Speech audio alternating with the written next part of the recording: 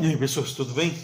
Então, conforme a gente tinha combinado, né? Infelizmente não consegui na semana passada, mas como a gente tinha combinado, o movimento uniforme eu ia mandar uma aula gravada para vocês, porque é um assunto simples, não tem nada de muito sofisticado, assim, né? E aí a bateria de exercício que está aí, ela está bem acessível. Então, Física A, aulas 25 e 26. Na quarta-feira, daí, a gente finaliza aquela aula de relatividade que ficou faltando, assim, que ele resolveu alguns exercícios, também faltou finalizar, daí eu deixo para finalizar ali, daí a gente já começa a ver o E mil V. Algumas dúvidas disso, mas é o que a gente precisa. Uma aula para finalizar a relatividade e daí já dá para ver uma aula de E mil V, certo?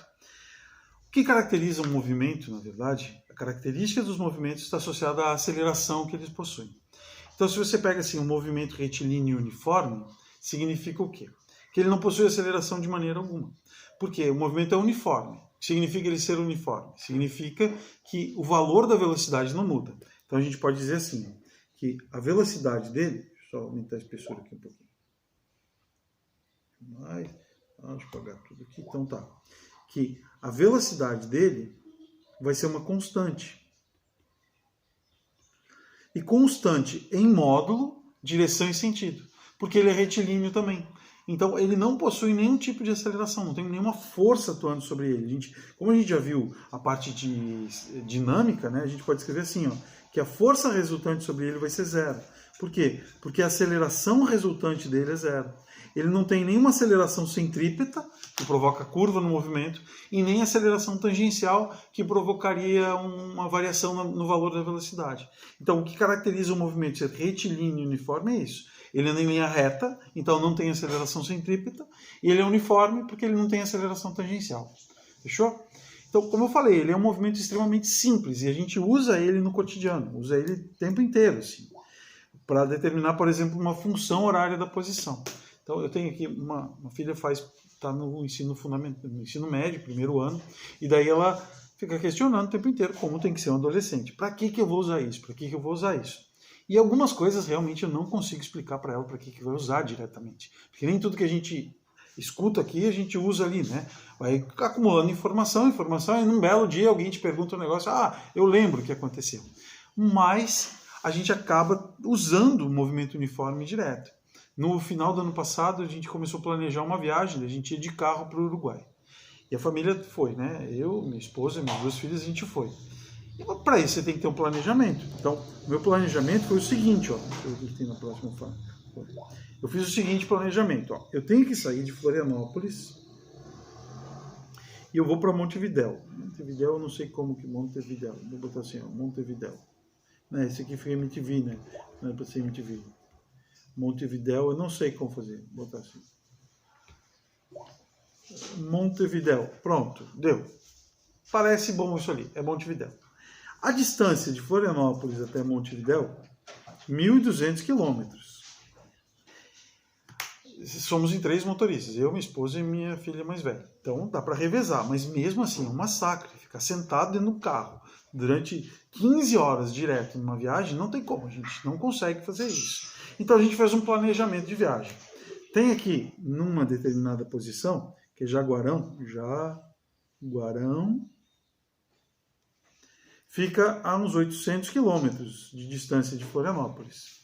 Então, o que a gente planejou de viagem? A gente planejou o seguinte, ó, a gente vai acordar bem cedo, no dia que a gente vai viajar, vai acordar de madrugada, de Florianópolis, aí sair daqui umas 4 horas da manhã, a gente saiu 4, 5 horas da manhã, para chegar em Jaguarão até na metade da tarde. Então pensa só, se eu sair 5 horas da manhã, 5, 6, 7, 8, 9, 10, 11, 12, 13... Se eu andar 100 km por hora, a 1 da tarde eu chegaria lá, em Jaguarão.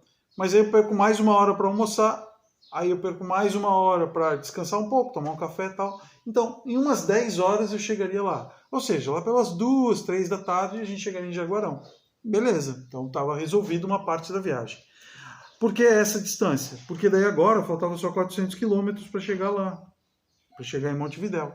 E aí eu não precisava acordar tão cedo no segundo dia, que já estava cansado, a gente acordou lá 8 horas, toma café tal, e eu ia viajar para chegar em Montevidéu lá pelas 13 horas. Então, eu cheguei aqui, ó, às 14 horas de um dia, e aí dormi, no outro dia chegamos às 14 horas lá em Montevidéu. Então a gente fez esse planejamento de ida da viagem. Usando o quê? que velocidade, distância é velocidade vezes tempo. Eu sei a distância que eu tenho que andar, eu tenho uma estimativa de velocidade que eu posso andar, e eu vou descobrir quanto tempo eu levo para fazer isso. Por que eu tenho uma boa estimativa de velocidade? Porque daí chega numa determinada condição, assim, pega a BR-101 aqui, ela vai duplicada durante quase tudo. Depois, lá a gente pegou uma outra BR que a 116 não era duplicada. Mas aí quando chegou em Montevidéu, no Uruguai, já era tudo duplicado praticamente, né?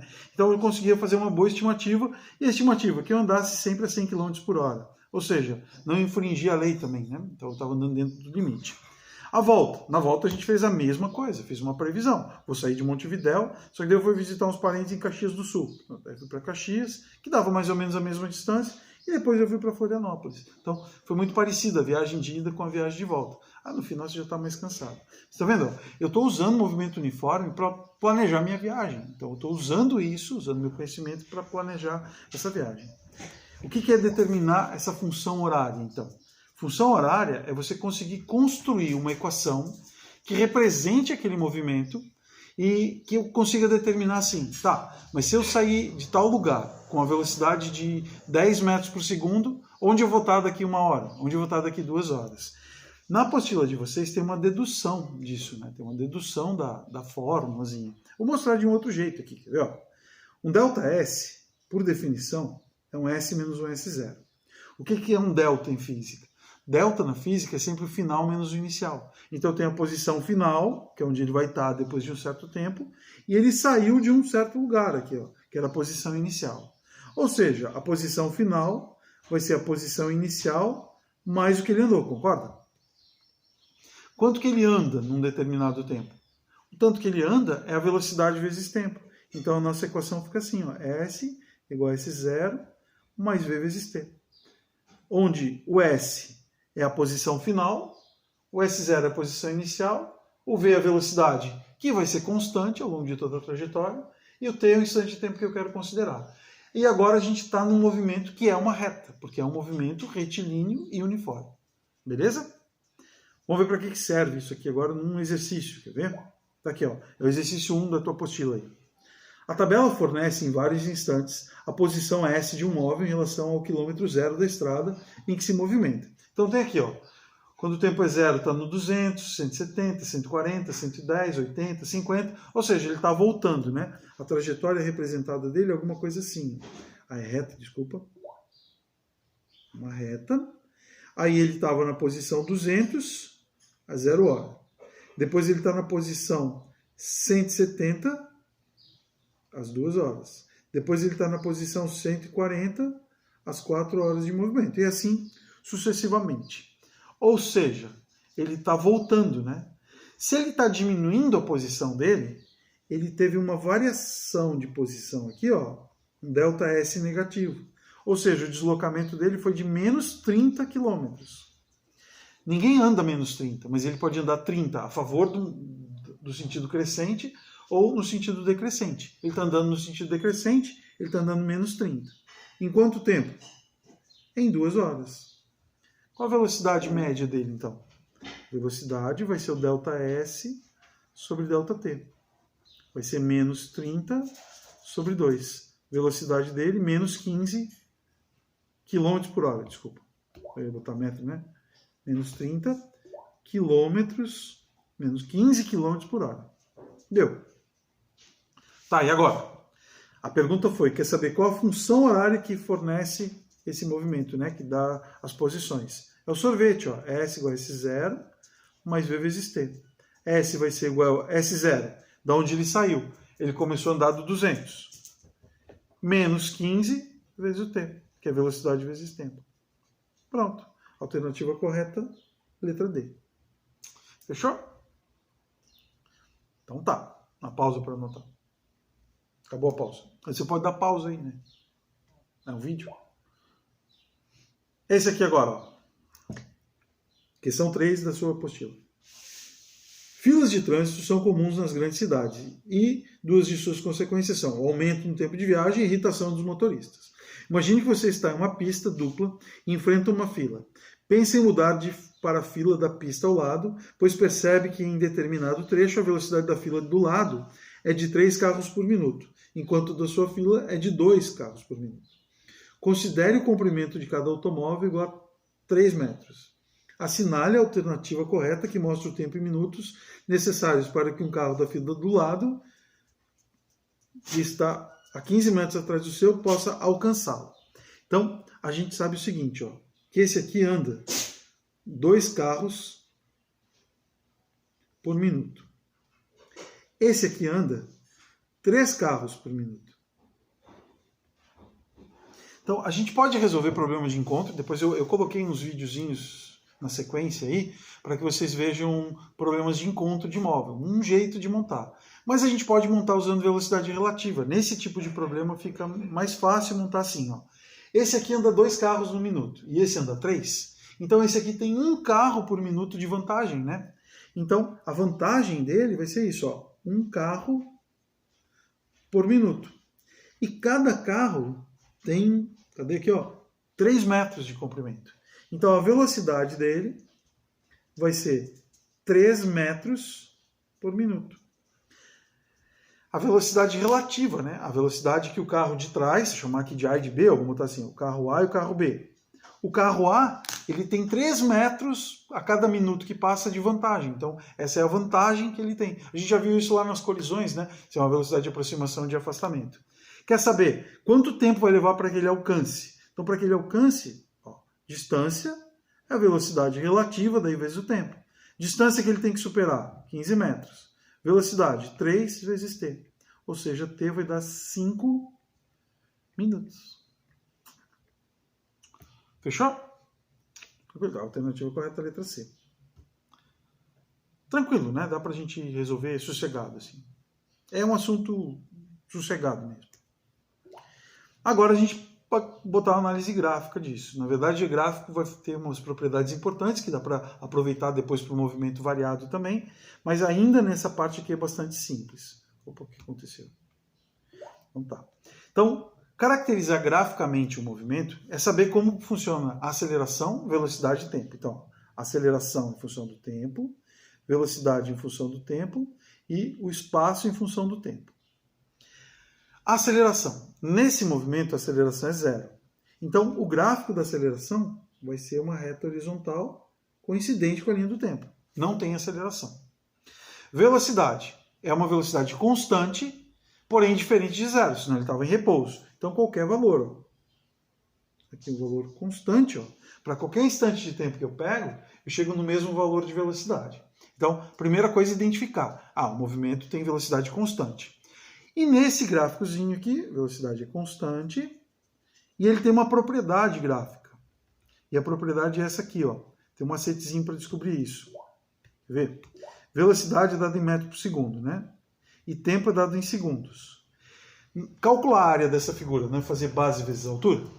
Quando você fizer base vezes altura, você vai fazer assim, ó, segundo vezes metro por segundo. Vai sobrar 1 metro. Então, nesse gráfico, a gente está calculando alguma coisa cuja unidade de medida é metro. Então, a distância percorrida ou o deslocamento dele vai ser a área abaixo do gráfico. Por se tratar de um MRU, eu não preciso me preocupar se a distância percorrida ou o deslocamento, porque o valor deles vai ser sempre o mesmo. Se a velocidade for positiva, daí o deslocamento é positivo. Se a velocidade for negativa, o deslocamento vai ser negativo. Tá? E o gráfico de espaço, ele é uma função do primeiro grau. A S vai ser 0 mais V vezes T. Eu imaginei, quando eu fiz essa apostila, que matemática já teria passado por funções. Por isso que agora deve ficar mais tranquilo, né? Então, o gráfico vai ser alguma coisa desse jeito, assim. Ó. Então, aqui é a posição inicial. E aí, a gente vai ter a representação da reta ali, né? É uma reta. Esse gráfico aqui é uma função crescente. Por ser uma função crescente, a velocidade é positiva. Então, se o espaço aumenta, a velocidade é positiva. Nós já vamos dar uma espiada a isso aqui na classificação. A primeira passada dos gráficos é você conseguir olhar para eles e dizer, é um movimento uniforme, a velocidade é positiva, é negativa, a área me dá o espaço, e aí me dá o deslocamento, e o gráfico é uma reta, né? O espaço em função do tempo é uma reta. Fechou? Vamos ver a classificação agora desse movimento. A classificação ela vai ocorrer só em função da velocidade. Então, eu tenho aqui um eixo, que estou considerando que para a direita seja positivo. E aí eu tenho possibilidades de movimento. Quais são as únicas duas possibilidades para esse corpo? Ou ele está andando para a direita, a favor da trajetória, velocidade positiva. Ou ele está andando para a esquerda, contra a trajetória, velocidade negativa. O que eu fiz ali? Ficou horrível esse negativo. Né? A velocidade negativa. Daí eles recebem os nomezinhos. Ó.